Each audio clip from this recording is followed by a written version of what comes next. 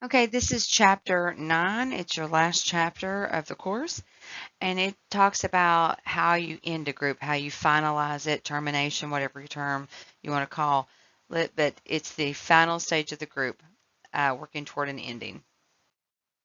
Uh, you've got a couple pages here of learning objectives again, and then we go into the introduction. And it starts talking about on page 316 how important it is to monitor for multiple things. Um, and having people kind of reflect back on what the group has been for them, what their experiences has been, how far they've came individually or as a whole group. Um, what are they going to move forward and take with them now that they've learned something, and how is that going to be instilled in their life? Um, You also would make sure that you do some type of evaluation at this part of the closing of the group, because you want to have some kind of data showing the progress of your group. And then on page 317, it talks about how difficult it is from an open group to a closed group to have this equal termination. So if you have a group and it has 10 sessions, then all throughout that 10 sessions, you can help people remember and realize that and 10 sessions were done. Like you guys are in school, that there's 7 weeks of this class, in 7 weeks it's over. You kind of know that information all through the process. But when it's an open group and people are coming in and out, it makes it a lot more challenging for the group leader to just get them to be established, but much less how to say goodbye or how to transition out of the group. Um, it's always really important to always educate people and let them know, like, uh, where their status is on going out of the group, if they're getting ready to be released or whatever. Um, it's very important to allow people the ability to say goodbye to each other. It's very important for them to process how they're feeling about no longer being part of the group. Um, and for certain people, especially in open groups, there might be a lot of referrals that you would need to make. Okay, I went through all this. Um, and then when you talk about the group experience and you're closing a closed group, when you have that much closeness, people are going to handle the fear of leaving the group um, very differently. Um, they're going to start thinking about losing that support, what they haven't accomplished. Let's talk about unfinished business. Like, how do you help them through recognizing that maybe there's unfinished business? So let's start with like feelings of separation. And that starts on page 321. And there's some really good tips in the book about like realizing that there's like moments of grief, of a loss, maybe fears of abandonment, those different types of things that need to be explored, but also encouraging that person to realize that they were really part of a successful group and that they accomplished something there. One of the suggestions on page 322 you can look at in your text if you'd like is like the ability to process this out by writing a letter. Like, how did you enter the group? How are you leaving? What did you learn about yourself that you want to remember? It's got about, I don't know, maybe 10, 12 questions here, and the person can kind of follow that and write about it and process it, and that would be helpful. Um, the other things that you can talk about with the members is like them recognizing where they were at in the beginning and how everybody has grown or changed to where they are now that it's ending. And with dealing with unfinished business, um, there's a lot of people that are going to need more services after the group.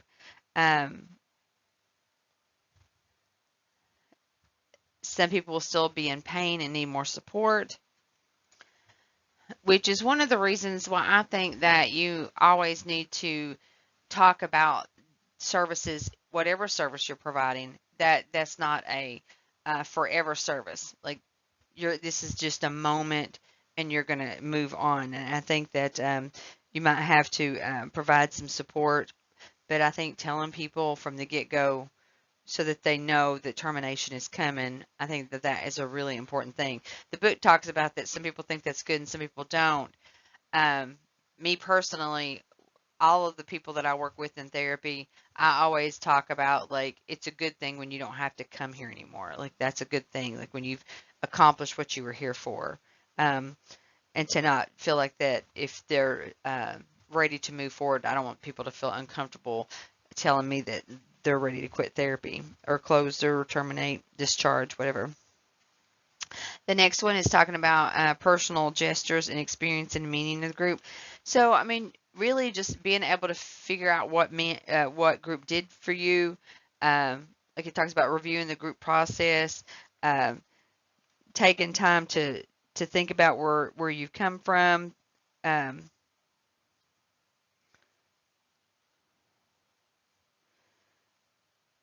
um, Talks about like at the end, people may want a hug. It talks about basically about really recognizing your comfort level with things and who you are so that you can prepare for moments. So if it's your last session, everybody's leaving and they're like giving the handshakes and the hugs goodbye and they say, "Can I give you a hug?" How do you feel about that? How would you respond to that?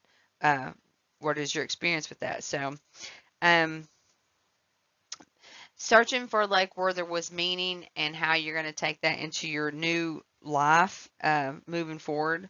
Not new life, but like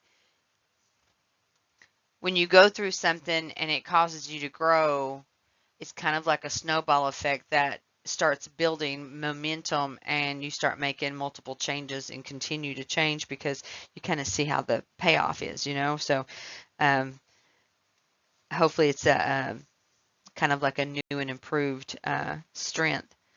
Um, The other tasks are practice and behavioral changes. All these are really like things that are talking about here's what we did, here's what you got from it, how are you going to take it into the real world, what feedback would you have for the group because the next time we do this, like what did you like, what did you not like, what tips or suggestions would you make. um, and then on page 327 it talks about um, contracts and homework. And basically, what that's talking about is like if people, especially your individuals who are really concerned, maybe they could kind of draw up a plan, like a treatment plan for themselves of like, this is how they're going to do, this is what they're going to do, this is what they promise to do, kind of thing. And that's what that's talking about. And you'll have to talk about like what happens if you you taken 3 step forwards and then all of a sudden now you're taking 2 steps back. What happens when you do a setback? Like what help is out there? What maybe it's a relapse or something like that. What do you do? And that's really a good thing to also include in those contract and homework. Who you're going to contact. Um, some of the guidelines for group learning is always to make sure that they know that this is a means to an end. Like there's not a forever part of it. Um, I think a lot of people struggle in therapy with wanting like fast change, and so always promoting the fact that it's baby steps and that things are going to move slow, but that is the best way because you can't just change everything about yourself overnight. It takes one step at a time. And what you have learned, how are you going to move forward in doing that now? Different things that you can do to oh, let me see what I wanted to go over that. So it talks about giving and receiving feedback on 326. It gives you these questions where people can kind of fill in the blank. And I thought this was a really good little thing. Like you have to say it and then finish the sentence. And so it's like, I hope that you will seriously consider what I see you blocking your strengths by what, and you're kind of giving that feedback to the group. to each other or to the or the group leader can actually give it to each one of the participants. Um,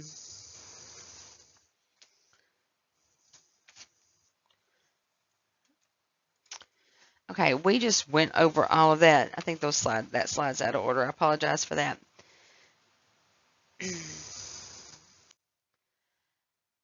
Evaluation.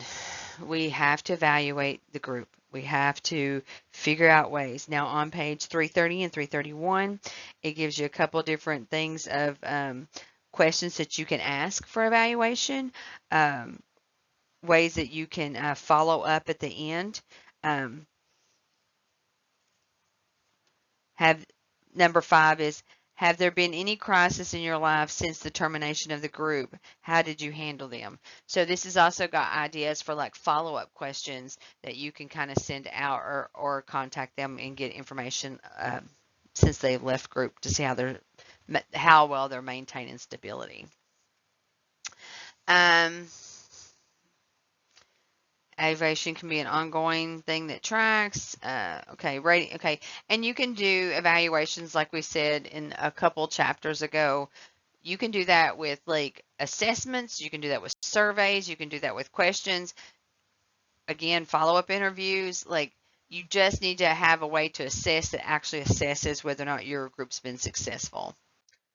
On page 331, it starts talking about working with the leader if they have a co-leader, and it talks about really like having the ability to have open communication, but sometimes like right at the end a co-leader might bring up something or a leader might bring up something to a co-leader, and so overall the advice that they're given is that it's important to maybe have a session with each other before your last session, like meet with your leader and your co-leader, have an individual session, put some things out on the table, talk about any concerns. Do you have any concerns about any members of the group that we need to address before our last group session? And be honest about how the relationship worked with each other, about how you work together. Like, do you feel like we had a good working relationship? Do you feel like listened to? Did you feel valued? Can we evaluate our relationship and how well we led the group together? And those kind of things would be really helpful if you have a co-leader, especially if you're feeling like there could be any concerns. Follow-up just continues to have a ways that you follow up with people after they leave the group, see how they're doing, see how well it's going, those type of things. You can do that in multiple ways. And member functions end in stage.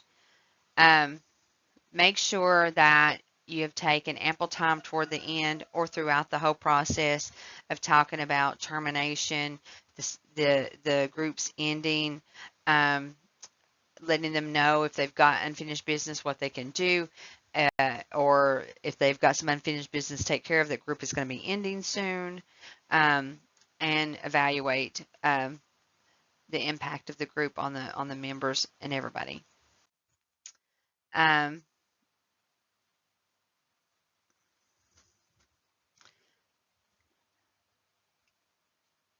I think that's just a repeat of what we just said there.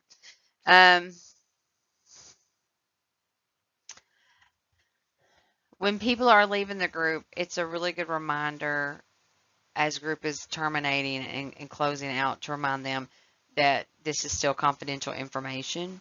You